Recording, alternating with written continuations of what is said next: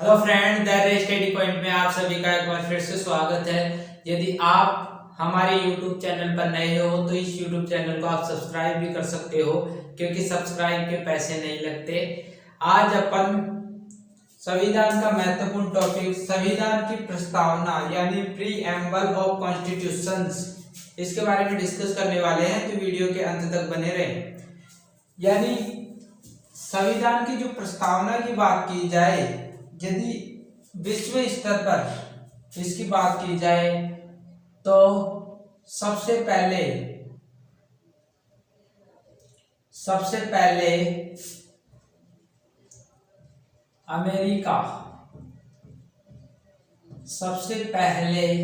America ने अपने संविधान में प्रस्तावना को जोड़ा था।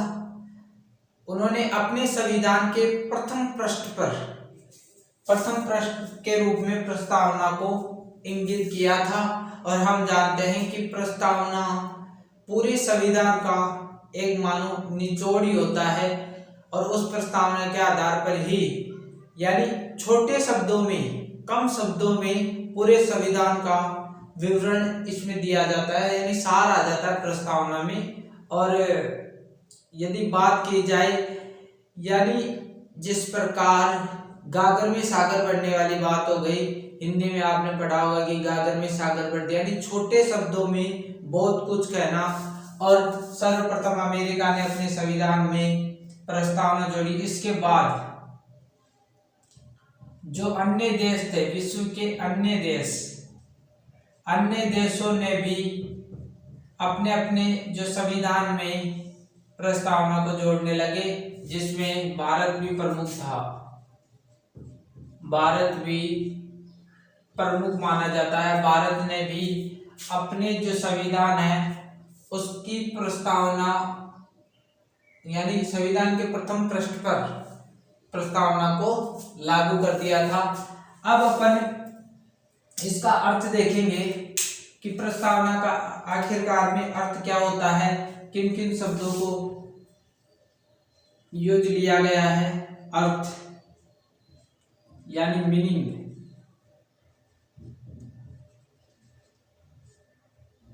यानी प्रस्तावना का अर्थ क्या होता है। प्रस्तावना यानी इसका मुख्य अर्थ यही है कि यह संविधान का सार होता है।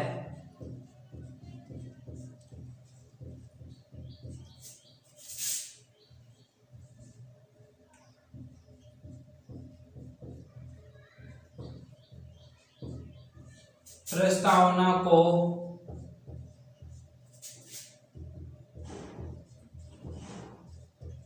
संविधान का परिचय अथवा, यानी संविधान का परिचय अथवा भूमिका भी कहते हैं। प्रस्तावना को भूमिका भी कहते हैं। यानी संविधान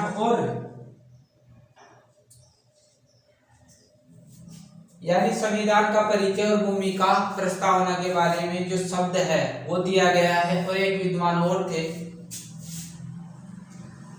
न्यायविद, वह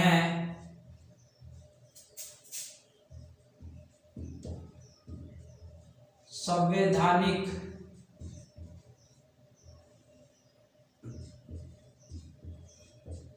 विशेषज्ञ, जिनका नाम था N. A. पालकीवाला। इन्होंने प्रस्तावना के बारे में कहा, प्रस्तावना के बारे में जो शब्द बोला है वो है संविधान का परिचय पत्र। पत्र, यानी जो N.A. पालकीवाला है, यानी ये एक विद्वान का नाम है और इन्होंने प्रस्तावना को संविधान का परिचय पत्र तक कह दिया। तो दोबारा से देख लीजिए इसका अर्थ कि ये संविधान का सार होता है, यानी सारा संविधान इसी में आ जाता है। और इसको है ना जो संविधान की आत्मा भी कहते हैं।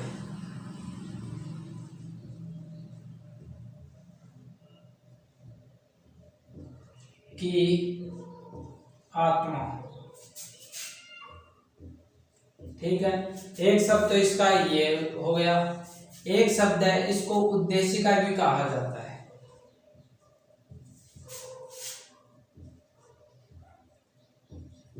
उद्देशिका भी संविधान को बोला जाता है, यानी संविधान की आत्मा। आत्मा का मतलब जिस प्रकार हमारा शरीर आत्मा से चल रहा है, आत्मा से जुड़ा हुआ है, मैन आत्मा है, आत्मा से जुड़ा हुआ है, उसी प्रकार जो प्रस्तावना है वो संविधान की मेन पॉइंट है, यानी इसी में ही सब कुछ आ जाता है। तो दोबारा से देख लीजिए, संविधान की प्रस्तावना यानी सर्वप्रथम विश्व स्तर पर अमेरिका ने अपने संविधान के प्रथम पृष्ठ पर संविधान को लागू किया था। लागू यानी प्रथम पृष्ठ पर अपनी प्रस्तावना जोड़ी थी। इसके बाद भी अन्य देशों ने भी अपने अपने संविधान में जोड़ना शुरू कर दिया, जिसमें भारत भी प्रमुख था। यदि इसका अर्थ देखा जाए तो यह संविधान का सार होता है। प्रस्तावना को संविधान का परिचय पत्र या भूमिका कह सकते हैं। क्वेश्चन किसी भी प्रकार वो दे सकता है, ठीक है। और यहाँ पर ये जो मैं मोस्ट क्वेश्चन कर सकते हैं अपनी न्याय विद्वत संवैधानिक विशेषज्ञ N.A. पालकीवाला, यानी प्रस्तावना को इन्होंने संविधान का परिचय पत्र कहा है। ऐसे क्वेश्चन आ सकता है कि संविधान की प्रस्तावना के लिए N.A. पालकीवाला ने किस शब्द का प्रयोग किया है, तो आप लिखोगे कि संविधान का परिचय पत्र। यदि वो ऐसे दे देता है कि संविधान की प्रस्तावना के लिए संविधान का परिचय पत्र किसने कहा था, तो आप लिखोगे N.A. पालकीवाला ने। तो छोटे छोटे क्वेश्चन किसी भी प्रकार बन सकते हैं। इसके बाद में जो निर्माण हुआ था, यानी प्रस्तावना का निर्माण किस प्रकार संविधान में इसको जोड़ा गया, वो देख लेते हैं। जिसमें पंडित जवाहर लाल नेहरू जी का प्रमुख स्थान आता है। नेहरू जी, इन्होंने एक उद्देश्य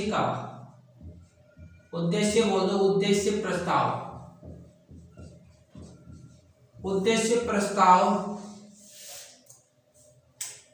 संविधान सभा में पारित किया, संविधान सभा में रखा। संविधान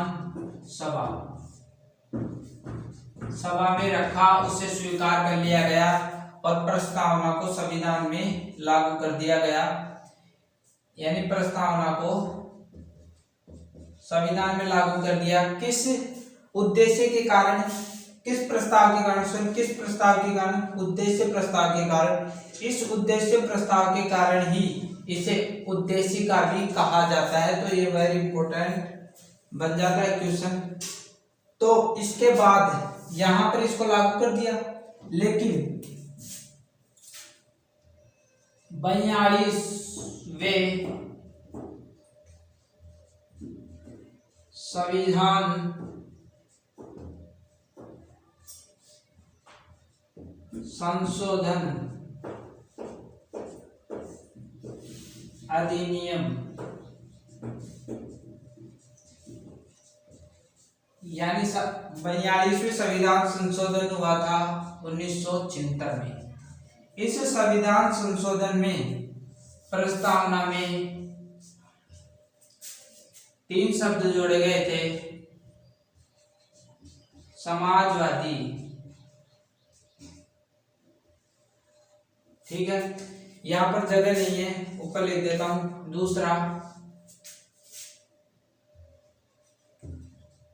धर्मनिरपेक्षता,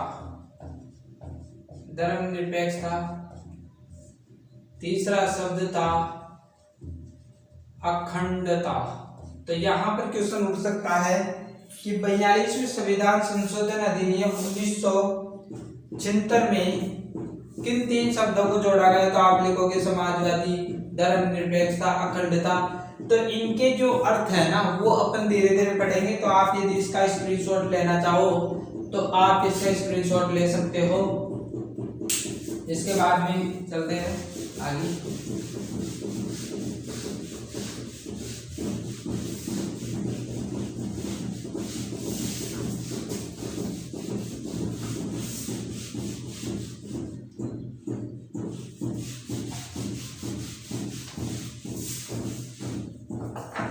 इसके बाद में अपन जो संविधान की प्रस्तावना में जो लिखा हुआ है वो देखेंगे, क्योंकि जो एनसीईआरटी की बुकें हैं हमने पढ़कर आए हैं 6ठी 7वीं 8वीं 9वीं, इन किताबों के पीछे आपने देखा होगा कि संविधान की प्रस्तावना लिखी हुई है, लेकिन हम उसके ऊपर ज्यादा ध्यान नहीं देते हैं। तो आज उसी को ही देखेंगे।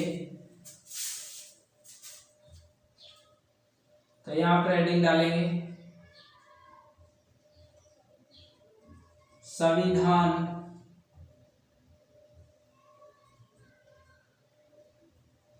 की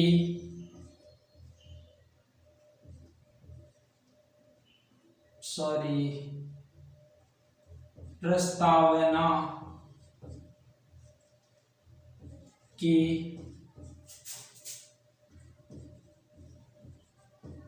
विषय वस्तु,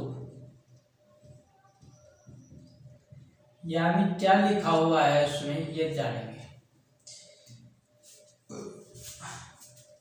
तो मैं यहां से स्टार्ट कर देता हूं। हम भारत के लोग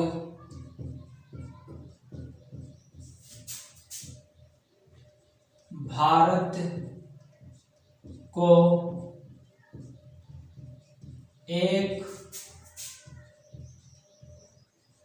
संपूर्ण,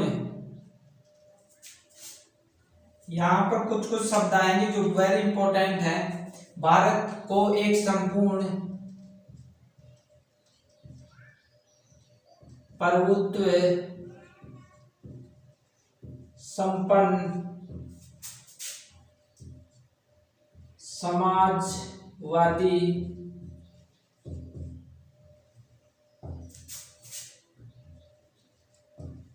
धर्मनिरपेक्ष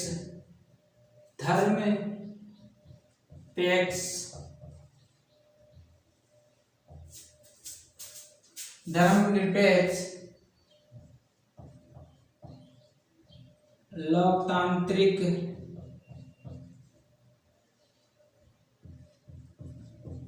गणराज्य। फ्रेंड्स, मैंने वीडियो काट दी है क्योंकि वीडियो थोड़ी लंबी हो जाती है, इसलिए मैं आपके सामने पहले ही लिख चुका हूँ। ये पूरी जो प्रस्तावना है, संविधान की प्रस्तावना, उसको मैंने लिख दिया है पूरा। तो पहले तो अपन एक बार इसको पढ़ेंगे और फिर इसके जो मेन जो शब्द हैं जो मैंने रेड कलर के लिख रखे हैं वो सबसे महत्वपूर्ण है, इनका अर्थ जानना बहुत इंपॉर्टेंट है।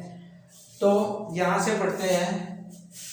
हम भारत के लोग भारत को एक संपूर्ण प्रभुत्व संपन्न समाजवादी धर्मनिरपेक्ष लोकतांत्रिक गणराज्य बनाने के लिए और इसके समस्त नागरिकों को सामाजिक, आर्थिक और राजनीतिक न्याय, विचार, अभिव्यक्ति, धर्म, विश्वास वह उपासना की स्वतंत्रता, प्रतिष्ठा और अवसर की समता प्राप्त करने के लिए तथा व्यक्ति की गरिमा और राष्ट्र की एकता तथा अखंडता सुनिश्चित करने वाला बंधुत्व बढ़ाने के लिए दृढ़ संकल्पित होकर अपनी इस संविधान सभा में आज दिनांक 26 नवंबर 1949 को एतद द्वारा इस संविधान को अंगीकृत, अधिनियमित और आत्मार्पित करते हैं।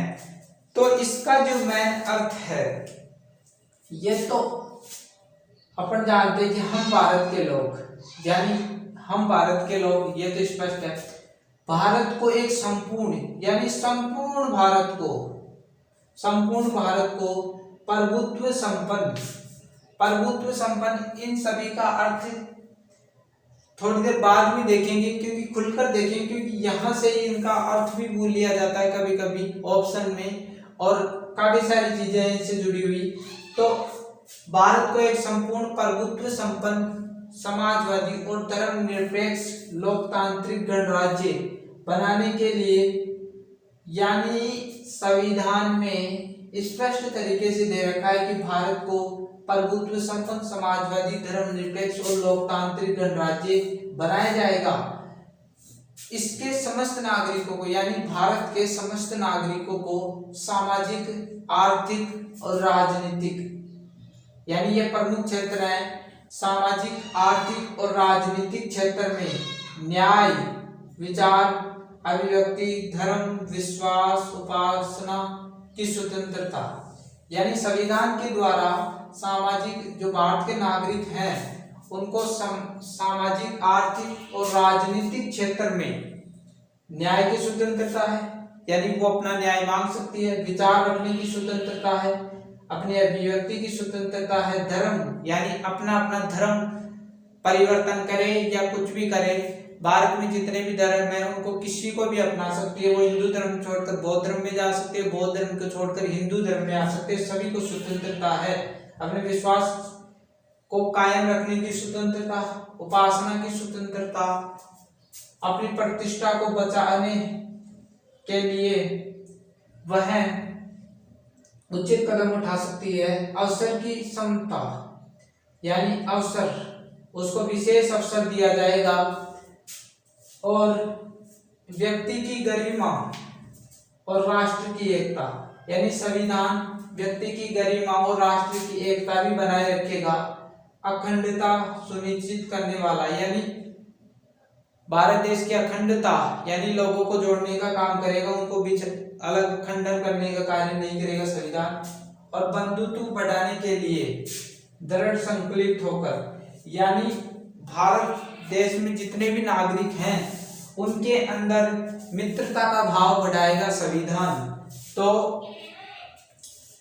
बंधुत्व बढ़ाने के लिए दृढ़ संकल्पित होकर अपनी इस संविधान सभा में, जिस संविधान सभा में संविधान बनाया गया था, उस संविधान सभा में आज दिनांक 26 नवंबर 1949 को संविधान अंगीकृत हुआ था, और इस दिन ही इस प्रस्तावना को लागू कर दिया गया था, संविधान को लागू कर दिया गया था। तो इस संविधान को अंगीकृत, अधिनियमित और आत्मर्पित किया जाता है।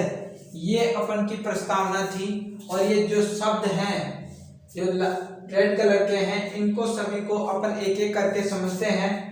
तो यदि आप इसका स्क्रीनशॉट लेना चाहो तो ले सकते हो, और इन शब्दों के अर्थ जब एक एक जान लोगे तो आपको पूरी प्रस्तावना आ जाएगी कि किस प्रकार कौन सा शब्द किसका अर्थ कैसा है। तो आप यदि स्क्रीनशॉट लेना चाहो तो इसका ले सकते हो।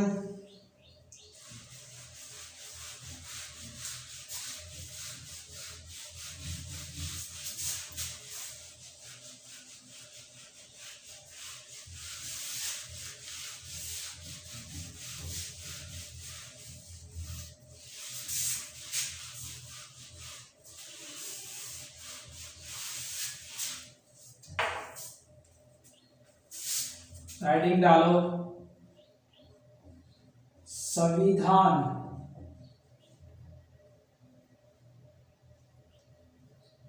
की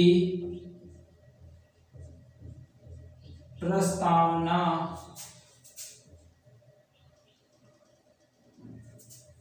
में वर्णित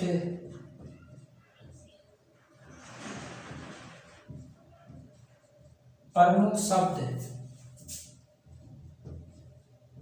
यानी अपन को संविधान की प्रस्तावना में जो प्रमुख शब्द हैं उनके बारे में भी जानना है। तो पहला शब्द है संप्रभुता। संप्रभुता यानी आखिरकार ये संप्रभुता क्या है। इसका सीधा सीधा अर्थ ये है कि भारत के लिए संप्रभुता शब्द का उपयोग किया गया है और इसका सीधा सीधा अर्थ ये है कि भारत न तो किसी का गुलाम है न किसी शक्ति पर निर्भर है, अपने फैसले स्वयं ले सकता है। यदि कोई मामला चल रहा है भारत में तो उसको सुलझाने का काम भी भारत ही करेगा। अदर जो कंट्री हैं वो उसमें हस्तक्षेप नहीं कर सकते, यानी भारत किसी शक्ति पर निर्भर नहीं है, इसीलिए उसको संप्रभुता का दर्जा दिया गया है। प्रस्तावना में हमने ये देखा था कि प्रभुत्व संपन्न शब्द और संप्रभुता एक ही है, तो मैंने इसका अर्थ समझा दिया और इसको लिख भी लेते हैं अपन थोड़ा।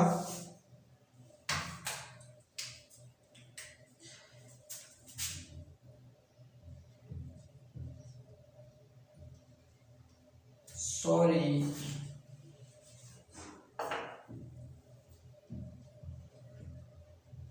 संप्रभुता का आशय भारत किसी अन्य शक्ति या देश पर निर्भर नहीं है, यानी भारत किसी अन्य शक्ति या देश पर निर्भर नहीं है, वह अपने मामलों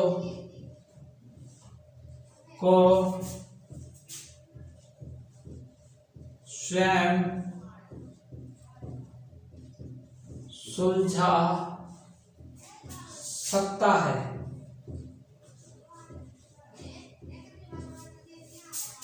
तीसरा, भारत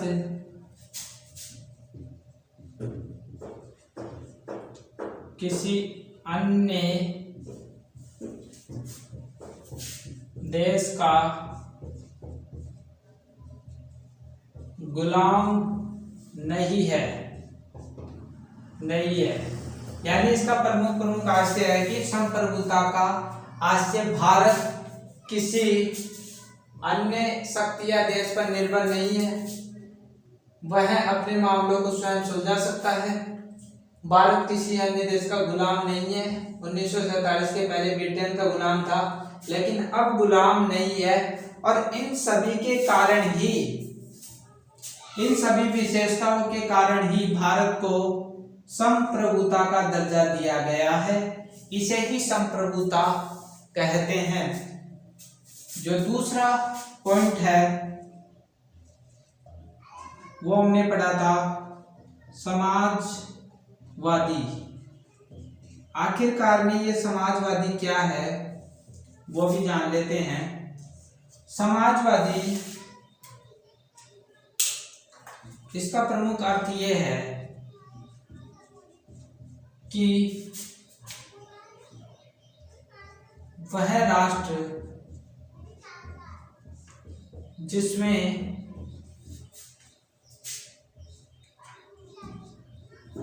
उत्पादन संसाधनों पर सार्वजनिक या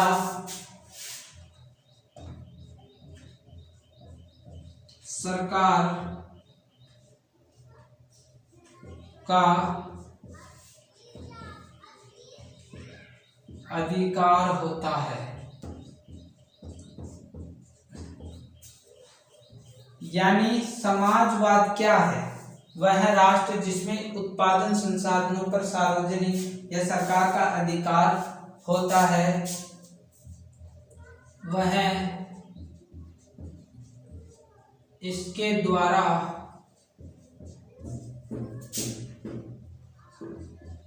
नागरिकों के बीच अर्थव्यवस्था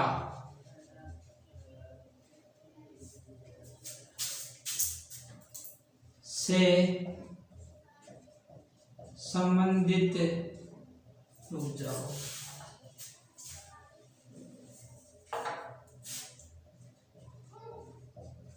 बंधित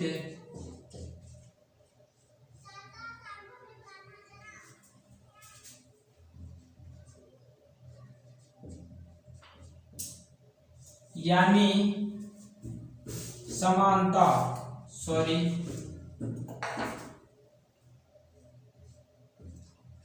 समानता लाने का प्रयास किया जाता है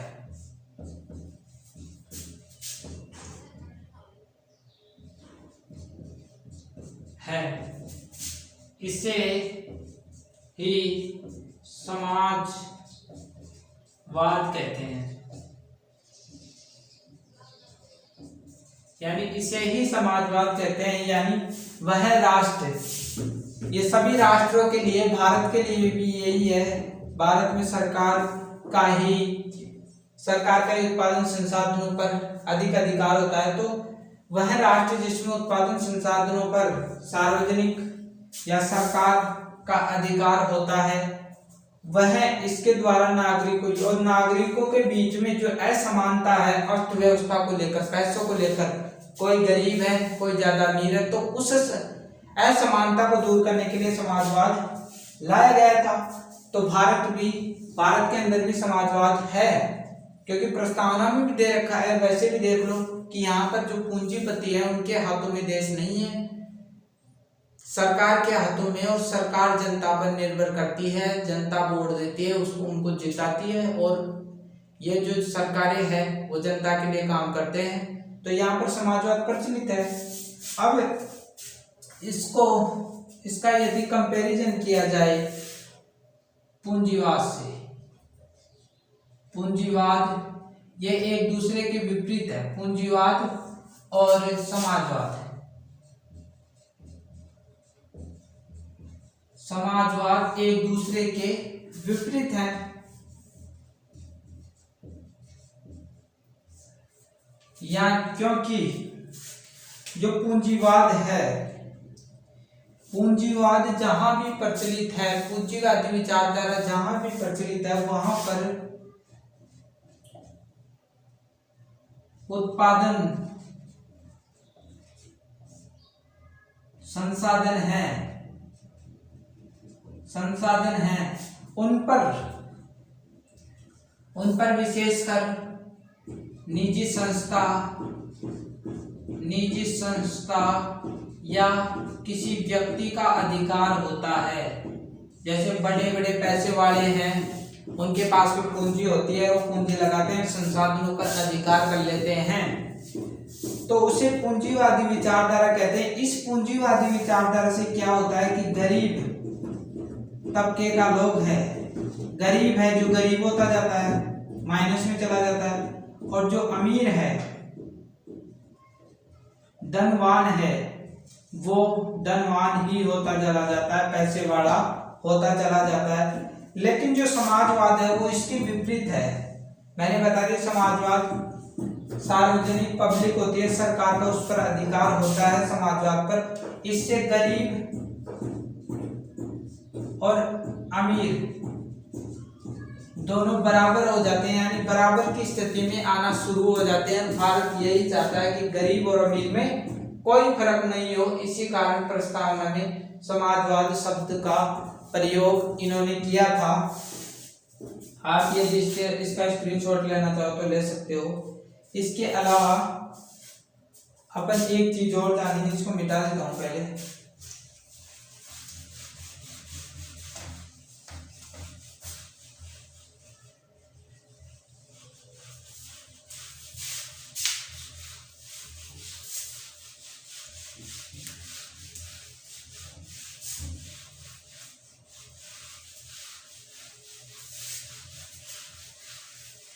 इसके बाद समाजवाद में ये भी कि मोस्ट इम्पोर्टेंट बात है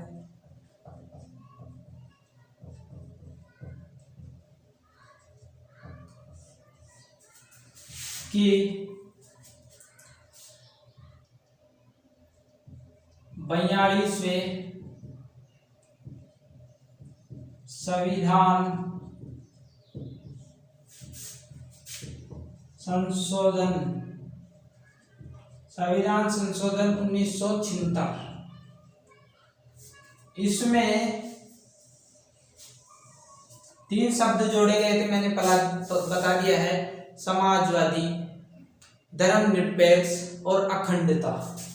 तो जो समाजवाद की बात कर रहे हैं अपन, तो समाजवाद की करूंगा।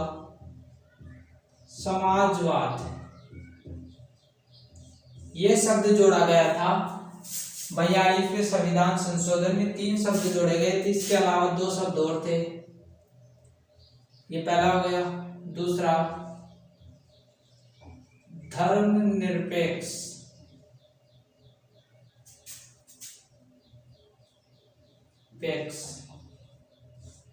तीसरा है अखंडता।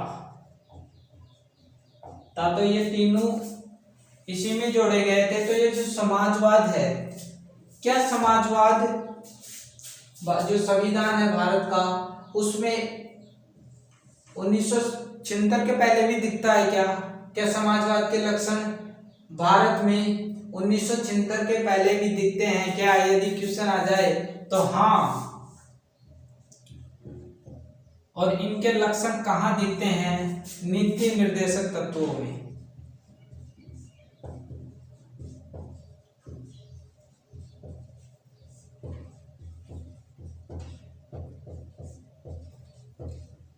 यानी यदि आपसे क्वेश्चन पूछ लिया जाए कि 1976 के पहले भी समाजवाद को 1976 में जोड़ा गया था, क्या उससे पहले भी इसके लक्षण दिखते हैं? हाँ, दिखते हैं। नीति निर्देशक तत्वों में इनके लक्षण बिल्कुल ही दिखते हैं। फिर इसके बाद में जो दूसरी जो मोस्ट इम्पोर्टेंट बात है वो ये है कि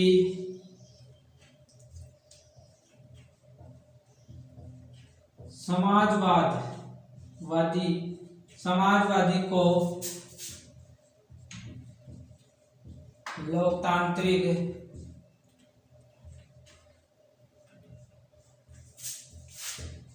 समाजवाद भी कहते हैं। लेकिन इसको साम्यवादी समाजवाद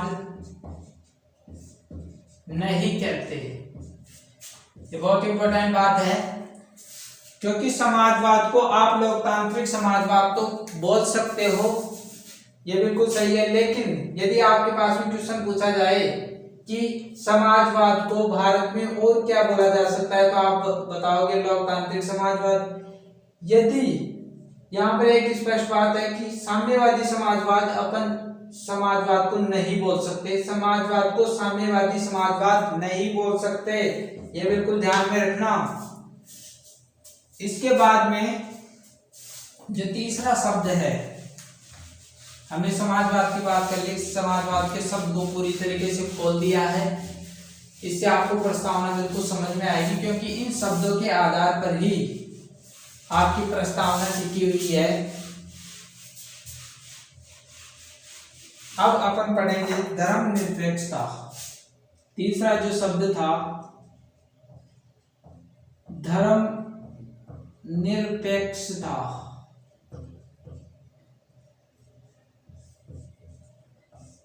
जो धर्मनिरपेक्षता है वो भारत में लागू होती है, प्रस्तावना में दे रखा है। तो भारत एक धर्मनिरपेक्ष राष्ट्र है, भारत एक धर्मनिरपेक्ष राष्ट्र है। क्यों है धर्मनिरपेक्ष, किसे कहते हैं? क्योंकि भारत में सिख कई धर्म प्रचलित है, सिख, इस्लाम, हिंदू, बौद्ध। प्रमुख 4 धर्म प्रचलित हैं और 4 धर्म प्रचलित होने के कारण भी भारत ये बोलता है, भारत का संविधान ये बोलता है कि वह सभी धर्मों का समर्थन करता है, किसी एक धर्म की बढ़ाई नहीं करता है, सभी को समान अधिकार है, सभी किसी भी धर्म को अपना सकते हैं। तो ये जो समर्थन देता है सभी धर्मों को, इसी कारण उसको धर्मनिरपेक्षता का दर्जा दिया गया है, यानी वो किसी एक धर्म का समर्थन नहीं करता है, वो सभी धर्मों का समर्थन करता है। तो इसका मुख्य अर्थ ये है कि भारत में कई धर्म प्रचलित हैं, जैसे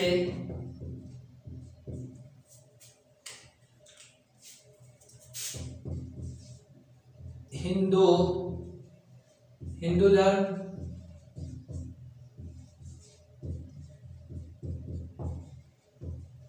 बौद्ध धर्म, जैन धर्म भी प्रचलित है, जैन धर्म,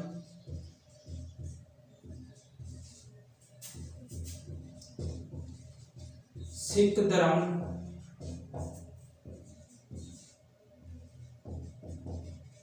इस्लाम धर्म, ये प्रमुख धर्म प्रचलित है। यानी ये सभी धर्म प्रचलित है और इन सभी का भारत समर्थन करता है, सभी का भारत समर्थन प्राप्त, यानी भारत का जो संविधान है वो भारत का संविधान है जो इन सभी धर्मों को समर्थन देता है, किसी धर्म में अंतर नहीं करता। इसी कारण भारत को धर्मनिरपेक्षता का दर्जा दिया गया है। अब आपको धर्मनिरपेक्षता बिल्कुल समझ में आ गई होगी और प्रस्तावना भी धीरे धीरे क्लियर होती चली जा रही है अपन की। अब अपन जो चौथा जो पॉइंट था, यानी चौथा जो शब्द था वो भी देख लेते हैं। लोकतांत्रिक, ये शब्द भी आया था, लोकतांत्रिक। लोकतांत्रिक शब्द का अर्थ क्या होता है? लोकतांत्रिक शब्द का सीधा सीधा अर्थ ये होता है कि जनता का शासन, यानी भारत एक लोकतंत्रात्मक देश है, यानी लोकतांत्रिक देश है, क्योंकि जिस देश में जनता के द्वारा प्रतिनिधि चुने जाते हैं और वो प्रतिनिधि जनता के लिए कार्य करते हैं कानून बनाकर, उस देश में लोकतंत्रात्मक शासन पद्धति प्रचलित होती है। इसे ही लोकतंत्र कहते हैं, यानी जनता के लिए जनता के द्वारा जो शासन होता है उसे ही लोकतंत्र कहते हैं। तो इसे ही लोकतंत्र कहते हैं, यानी जनता का शासन होता है, जनता चुनाव देकर प्रतिनिधियों को चुनती है। तो इसके भी 2 भाग हैं, 2 भागों में बांटा गया है, 2 भागों में लोकतांत्रिक को 2 भागों में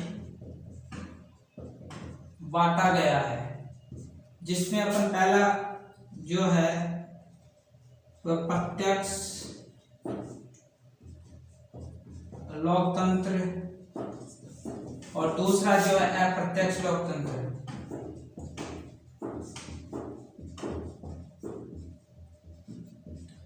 जो ये लोकतंत्र है प्रत्यक्ष लोकतंत्र, इसमें जनता सीधे शक्ति का प्रयोग करती है। जैसे स्विट्जरलैंड में ये व्यवस्था प्रचलित है, प्रत्यक्ष लोकतंत्र। स्विट्जरलैंड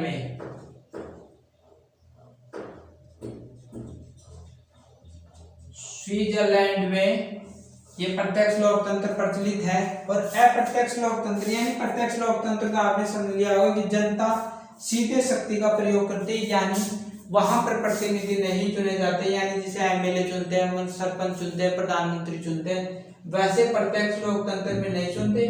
जनता सीधे ही शक्ति का प्रयोग करती है, यानी एक मत होकर, एक आदमी नहीं करता है, सभी जनता एक मत हो जाती है, वो शक्ति का प्रयोग करती है प्रत्यक्ष लोकतंत्र में। और अप्रत्यक्ष लोकतंत्र जैसा कि भारत में प्रत्यक्ष लोकतंत्र है। और यहाँ पर क्या है, यहाँ पर जनता जो है वो जनता प्रतिनिधि चुनती है और उनके द्वारा शासन करती है। जनता प्रतिनिधि चुनती है, यानी अप्रत्यक्ष रूप से जनता प्रतिनिधि चुनती है। जैसे सरपंच, एमएलए, प्रधानमंत्री अलग अलग स्टेज वाइज अलग अलग स्तर के अनुसार, जैसे ग्राम पंचायत में सरपंच चुना जाता है, इसी प्रकार जैसे मुख्यमंत्री हुआ, इस प्रकार प्रतिनिधियों को चुनती है चुनाव के द्वारा। और ये चुनाव देकर ये जो प्रतिनिधि होते हैं वो जनता के लिए करते हैं, अपने जो कानून बनाकर जनता की सेवा करते हैं। ऐसा प्रत्यक्ष लोकतंत्र में ही होता है। तो हमने लोकतांत्रिक शब्द का अर्थ देख लिया। अब इसके बाद में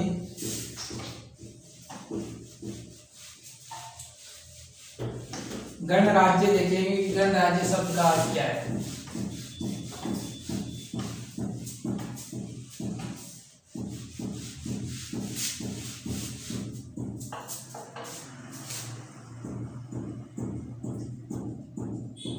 गणराज्य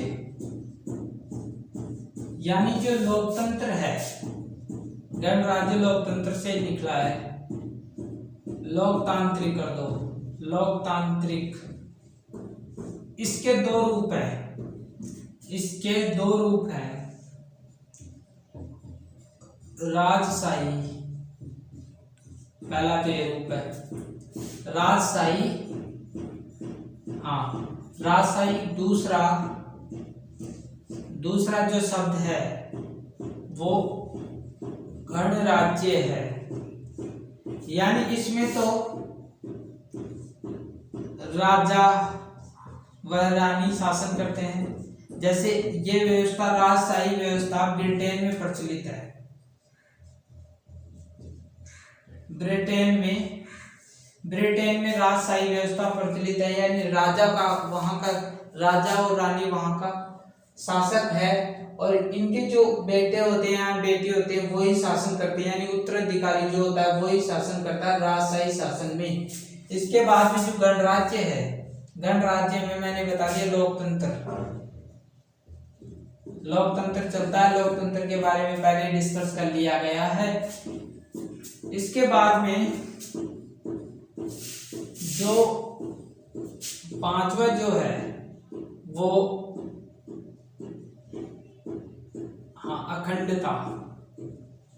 अखंडता शब्द भी पढ़ा था। अखंडता यानी अखंडता का मतलब सीधा सीधा ये है कि भारत को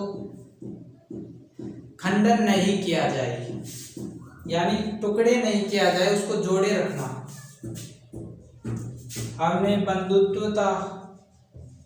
बंधुत्व देखा। ये बंधुत्व का मतलब है मित्रता बनाए रखना, नागरिकों में